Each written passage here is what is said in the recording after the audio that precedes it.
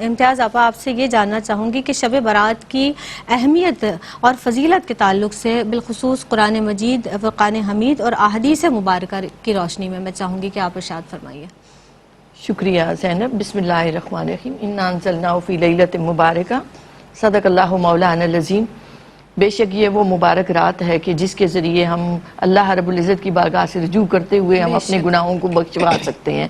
جیسے کہ سعدیہ جی نے بھی آغاز کیا اور بڑی خوبصورتی سے بتایا، اس سورہ دخان کی یہی آیات جو ہیں ایک بین علامت ہیں اس شب برات کی فضیلت کو بیان کرتے ہوئے۔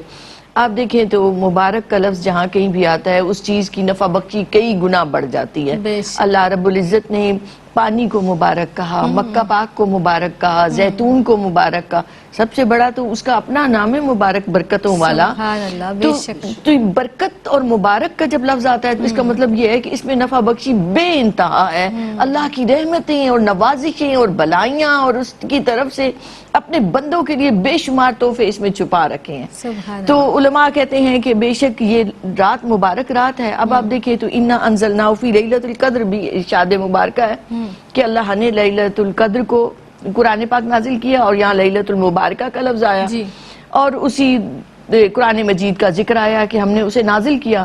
تو علماء کہتے ہیں کہ اس سے مراد شب برات ہے اور وہاں لیلۃ القدر رمضان کی آخری راتوں والی شب قدر ہے کہ اللہ رب العزت نے لوح محفوظ سے یک دم آسمان دنیا پر قرآن مجید کو اتارا اور پھر دوسرا نزول اس کا نیچے نبی کریم علیہ السلام کے قلب مبارک پر ہوا۔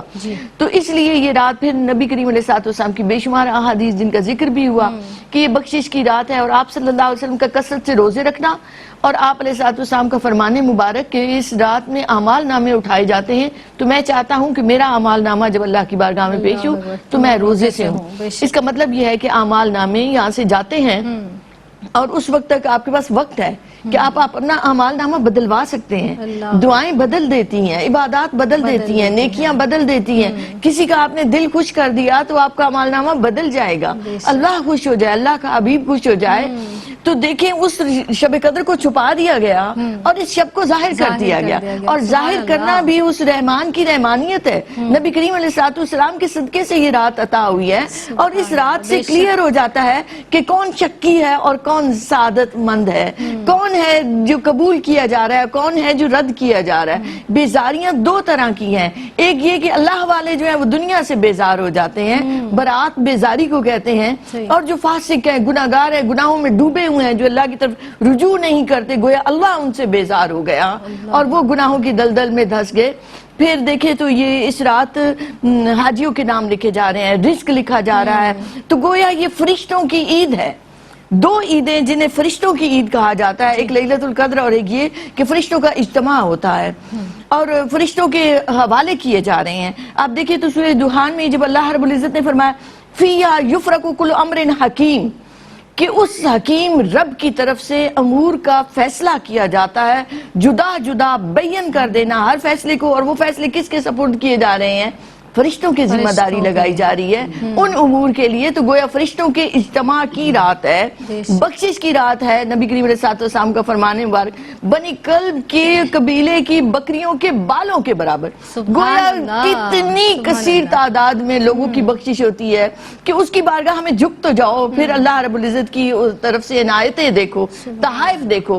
اور آتا ہے کہ نصف شعبان کی رات ہی سیدہ ام المومنین عائشہ صدیقہ رضی اللہ عنہا فرماتی ہیں کہ میں نے دیکھا نبی کریم علیہ السلام نے قیام مختصر کیا، مختصر سورہ مبارکہ پڑھی، رکوع کیا اور سجدہ طویل ہو گیا، ایک دفعہ بھی طویل ہو گیا، دوسری بار اتنا طویل ہوا فرماتی ہے کہ میں ڈر گئی کہ کہیں روح پرواز تو نہیں کر گئی، تو میں نے انگوٹھے کو حرکت دی۔ آپ صلی اللہ علیہ وسلم مناجات اور دعاؤں میں مصروف تھے اس رات۔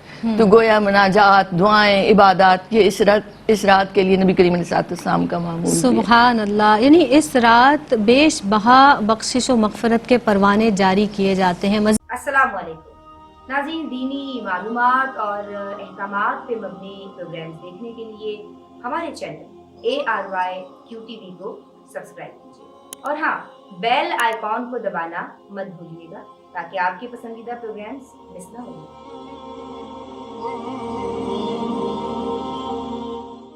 اللہ